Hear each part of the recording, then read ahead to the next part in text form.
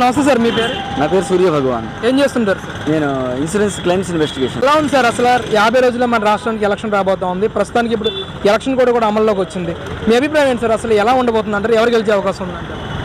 మరి ఎలా గెలిచే అవకాశం ఉందంటే అవకాశం మరి టీడీపీ, జనసేన, బీజేపీకే ఉన్నట్టుగా అనిపిస్తోంది. ఎలా అనిపించింది అసలు జగన్ గారి పరిపాలన? అది నేను మాట్లాడడం ఉంటే బాగుంటుంది. ఎందుకంటే దాని గురించి ఏం లేదు, అక్కడ కనిపించడానికి ఏం లేదు. అది అంటే 99% మేము ఎలక్షన్ హామీలని నిలబెట్టుకున్నాం, నవరత్నాలతో ప్రజలందరికీ న్యాయం చేస్తామని కూడా మాట్లాడుతున్నారు. ఏమో నాకు న్యాయం చేసినట్టయితే అనిపించట్లే. ఎందుకంటే చాలా వరకు అది పథకాలు అనేవి అది వాళ్ళని మభ్యపెట్టినట్టుగా ఉన్నాయి, కానీ నిజంగా వాళ్ళని ఉద్ధరించేటట్టుగా అయితే లేవు. అంటే ఏ ఆస్పెక్ట్లో అంటారు సార్ అసలు? అది ఏమైందంటే మొత్తం అంతా ధరలు పెరిగిపోయాయి విపరీతంగా. ఎంతసేపు ఏంటంటే వాళ్ళ అకౌంట్లో వేస్తున్నామనే ఇదే, కానీ నిజంగా వాళ్ళ వైపు నుంచి ఎంత వెనక్కి లాగేయడం అవుతుందో అనేది ఎవరు గమనించట్లేదు. 10 రూపాయలు ఇచ్చి 100 రూపాయలు లాక్కుంటున్నట్టు ఉంటుంది. సో కాబట్టి ఇంకా దానివల్ల పథకాల వలన ఎవరికి ఉపయోగపడుతుంది? అందరూ నష్టపోతున్నారు. అది సరే, ఏంటి సార్ అసలు గతంలో రేట్లు ఎలా ఉన్నాయి, ఇప్పుడు పరిస్థితి ఏంటి అసలు? గతం కన్నా ఇప్పుడు రేట్లు విపరీతంగా ఉన్నాయి. ఈవెన్ పెట్రోల్ తీసుకుంటే పెట్రోల్ మొత్తం దేశం మొత్తం మీద మందే హైయెస్ట్. అందులో వ్యాట్ మనమే ఎక్కువ వేస్తున్నాం వ్యాట్. అది ఇంకా వేరే వేరే నిత్యావసర సరుకులు కానీ, కూరలు కానీ, కరెంటు బిల్లు కానీ. కరెంటు బిల్లు అయితే బాగా పెరిగిపోయింది. ఇవి ఒకటి అని చెప్పడానికి లేదు, అన్నింటిలోనూ రేట్లు బాగా పెరిగిపోయాయి. కరెంటు బిల్లులు ఎంత వచ్చాయి మీ గతంలో? ఇప్పుడు ఎలా ఎంత వస్తాయి? గతంలో 600, 700 ఉన్నది, ఇప్పుడు 1500, 1600, ఇంకొక రమ్మ చెప్పాలంటే 2000 కూడా దాటిపోతుంది. అలా ఉంది పరిస్థితి. మరి రెండో అవకాశం కూడా అడుగుతున్నారు జగన్మోహన్ రెడ్డి గారు. రెండో అవకాశం అంటే ఇది సీఎంగా నేను రెండోసారి గెలిపించండి అని అడుగుతా ఉన్నారు ప్రతి సభలో కూడా. ఆయన సీఎంగా రాష్ట్రాన్ని పరిపాలిస్తాను, కానీ రాష్ట్రంలో ఎవరు కూడా ఉండరు, అందరూ ఖాళీ చేసి వెళ్ళిపోతారు. ఆయన రెండో అవకాశం ఇస్తా అంటారు. అది రెండో అవకాశం ఇస్తే ఎందుకంటే రాష్ట్రంలో ఇక ఏం మిగలదు పరిపాలించడానికి. ఇక అప్పటికే అందరూ అయిపోయారు. ఇక మళ్ళీ కొత్తగా అంటే ఇంకా ఆయన ఒక్కరే కూర్చోవాలి రాష్ట్రంలో, మిగిలిన వాళ్ళందరూ రాష్ట్రం దాటి వెళ్ళిపోవాలి బయటికి. సరే, ఎందుకు ఇంత వ్యతిరేకత వచ్చేస్తుంది అంటారు జగన్మోహన్ రెడ్డి గారి మీద? ఓపెన్గా చెప్పాలంటే ఎంతసేపు కక్ష రాజకీయాలే పెరిగిపోయాయి, అంత తప్పించి పరిపాలన మీద దృష్టి అనేది లేదు. అసలు గతంలో ఎప్పుడైనా ఇలాంటి రాజకీయాలు చూసారా? నేను ఎప్పుడు చూడలే, ఇలాంటి విధానం ఎప్పుడైతే చూడలే. అంటే గతంలో రాజశేఖర రెడ్డి గారి పరిపాలన చూసాం, ఆయన కొడుకు జగన్మోహన్ రెడ్డి గారికి అవకాశం కలిగింది. ఈరోజు ఆయన పాలనకి ఈయన పాలనకి అసలు తేడా ఏముందంటారు?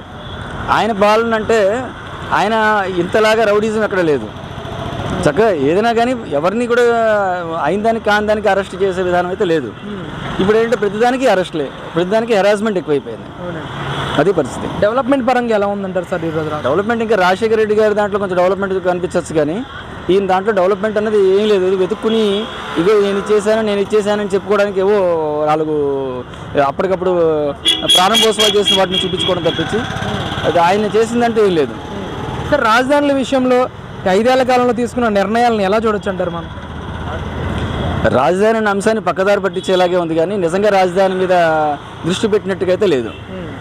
అంటే రేపొద్దున అధికారంలోకి వస్తే విశాఖపట్నం రాజధాని చేసి తీరుతానని చెప్పడం, కానీ ఆ ప్రాంతంలోనే ప్రమాణ స్వీకారం చేస్తానని చెప్పేసి కూడా జగన్మోహన్ రెడ్డి గారు ఎప్పటికే ఉత్తరాంధ్రకు సంబంధించిన ప్రజలతో మాట్లాడతాం, కానీ ఎలా చూడొచ్చు అంటారు దీన్ని అంతా? పరిపాలన ముందు అసలు ఆయన మళ్ళీ విశాఖపట్నం అదే పరిపాలనకి వేదిక అనేది రెడీ అవ్వాలిగా. ఆయన మళ్ళీ రావడం అనేది జరిగితే ఇక అప్పుడు ఏంటంటే ఇక రాజధాని ఇంకొక కొత్త రూపంలోకి వస్తుంది. ఆ 3 రాజధానులు పోయి ఇంకొక కొత్త విషయం తీసుకొస్తారు.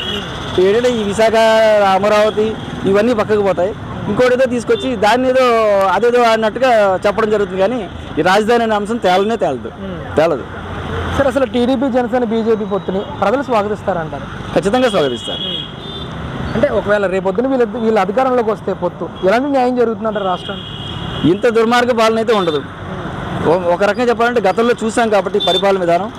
కాకపోతే ఒకటి అవినీతి అనేది ఎలా ఉన్నా ఒక ముందు ఏంటంటే ఎంతో కొంత డెవలప్మెంట్ అనేది కనబడుతుంది. అది గతంలోనే జరిగింది. ఇప్పుడు ఏంటంటే ఇప్పుడున్న దానికన్నా కూడా బెటర్గానే జరుగుతుంది. చంద్రబాబు నాయుడు అవసరం ఏముందంటారు రాష్ట్రానికి? ఒక మాట చెప్పాలంటే ఆయన అంతా విజన్ అదే ఒకట డెవలప్మెంట్ సంబంధించిన ఇదే, కానీ డిస్ట్రాయ్ సంబంధించిన ఇది కాదు. సరే, ఆఖరిగా ఎన్ని స్థానాలు గెలిచే అవకాశం ఉందంటారు ఈ పొత్తు మీద? అసలు 130 నుంచి 140 దాకా రావచ్చు అనుకుంటున్నాను. సార్, మీ నియోజకవర్గం ఏంటి సార్? విజయవాడ సెంట్రల్ నియోజకవర్గం. ఇక్కడ పోటీ ఎలా ఉంటుందంటారు? బొండమ్మ గారు ఒకవైపు, వెల్లంపల్లి శ్రీనివాస్ గారు ఒకవైపు. వెల్లంపల్లి శ్రీనివాస్ గారి మీద అయితే విపరీతమైన వ్యతిరేకత అయితే ఉంది. మరి అది ఆ ఇది మీద ఆయన ఎంతవరకు నెగ్గుకు వస్తారో తెలియదు, కానీ బోండా ఉమ్మ గారు అయితే ఖచ్చితంగా రావచ్చని నేను అనుకుంటున్నాను. అంటే ఇక్కడ స్థానికంగా ఎమ్మెల్యేగా మల్లాది విష్ణు గారే ఉన్నారు, ఆయన కాదని చెప్పి వెల్లంపల్లి గారికి టికెట్ ఇచ్చారు. అసలు గ్రౌండ్ లెవెల్లో దీన్ని ఎంతవరకు స్వాగతిస్తున్నారంటారు? అసలు ఎలా ఉంటుందంటారు ఇక్కడ?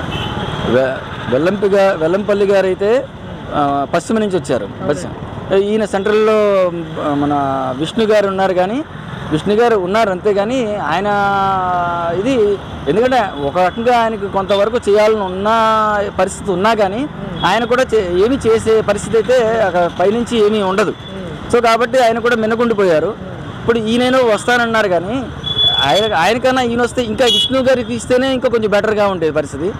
వెల్లంపల్లి గారికి ఇచ్చేస్తే అంటే మరి అది ఇంకా మరింత వ్యతిరేకత పెరుగుతుంది. బండవమ్మ గారికి ఖచ్చితంగా గెలిచే అవకాశం ఉంది. ఎందుకంటే పొత్తు సంబంధించిన ఇది మీద జనాలు అందరూ ఎక్కువగా పాజిటివ్గా ఉన్నారు కాబట్టి ఆ ఇది మీద వస్తుందని అనుకుంటున్నాను. సార్, పార్లమెంట్ స్థానాన్ని కూడా ఇప్పటికే ప్రకటించడం జరిగింది కేసినేని చిన్ని గారు. ఒకవైపు ఆయన అన్నయ్య సొంత అన్న కేసినేని నాని గారు వైసీపీ నుంచి. ఎలా ఉంటుందంటారు వెళ్ళిపోతుంది ఇద్దరు పోటీ? ఇది ఏంటంటే ఈ టైంలో ఆయన అటు మారడం, తర్వాత ఏమో ఇది ఏంటంటే వాళ్ళ అన్నదమ్ముల మధ్య గొడవలాగా ఉంది, కానీ రాష్ట్రం కోసం ఆలోచించే విధానం అయితే అక్కడ కనపడలేదు. నియోజకవర్గ అభివృద్ధి మీదని కాదు, వాళ్ళ సొంత టికెట్ల కోసం అని చెప్పి కోట్లాడుకున్నట్టుగా ఉంది తప్పించి నిజంగా ఏదో ఇలాంటి పరిస్థితుల్లో రాష్ట్రానికి ఇలా అవసరం అన్నట్టుగా ఎవరు ఆ రకమైన ఇదిలో రాలేదు. అంటే ఇద్దరిలో ఎవరు గెలిచే అవకాశం ఉందంటారు ఈ పొత్తు పరంగా? ఏదైనా టీడీపీ కూటమికే వస్తుంది. ఎందుకంటే అసలే వ్యతిరేకత ఉంది. పోనీ ఆయన ఇక్కడ ఉండి ఆయన అభివృద్ధి లేదని చెప్పి తిట్టి మళ్ళీ అక్కడికి వెళ్ళి నేను ఏదో చేస్తాను అనడం అనేది భ్రమ. సో కాబట్టి ఇంకా మరి ఆయన వచ్చి నేను చేస్తాను అనడంలో అర్థం లేదు.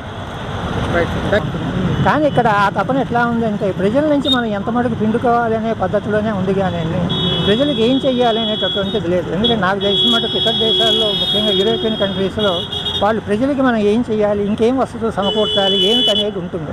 కాబట్టి అక్కడ సాధారణంగా ప్రజల నుంచి ఎక్కువ ఏదైనా వాళ్ళు చేర్పులు మార్పులు చేసినా కూడా అక్కడ వాళ్ళకి ఆపోజిషన్ అనేది ఎక్కువగా ఉండదు, ప్రజలు సహకరిస్తూ ఉంటారు. కానీ ఇక్కడ ప్రతిదానికి కూడా మన దాంట్లో ఏది కార్యక్రమం పెట్టినా కూడా దానికి ప్రజల నుంచి వ్యతిరేకత వస్తూ ఉంటుంది. కారణం ఏంటి అంటే ప్రజల దగ్గర నుంచి ప్రభుత్వాలు దండుకుంటున్నాయి, కావాల్సినటువంటి చేయకుండా మన దగ్గర నుంచి ట్యాక్సేషన్ వేసి తీసుకుంటున్నారు అనే భావన ప్రజల్లో వస్తూ ఉంటుంది. అది ప్రజాస్వామ్యంలో అంత మంచిది కాదేమో అని నా భావన. సార్, ఆఖరిగా టీడీపీ, జనసేన, బీజేపీ పొత్తుగా రేపొద్దున్న అధికారం చేజెక్కించుకుంటే ఎలాంటి న్యాయం జరుగుతుందంటారు రాష్ట్రానికి? ఇప్పుడు వాళ్ళు చెప్పిన దాని ప్రకారం వాళ్ళు చెప్పినటువంటి అన్నీ చేస్తే మరి న్యాయం చేసినట్టే అవుతుంది. అది చేస్తాం ఇది చేస్తాను వీళ్ళు చెప్తున్నారు. మరి ఉన్న అప్పులు తీర్చుకుంటూ, ఉన్న అప్పుల మీద వడ్డీలు కట్టుకుంటూ, మరి అభివృద్ధికి కావాల్సినవి చేసుకుంటూ, ఉపాధి కల్పించుకుంటూ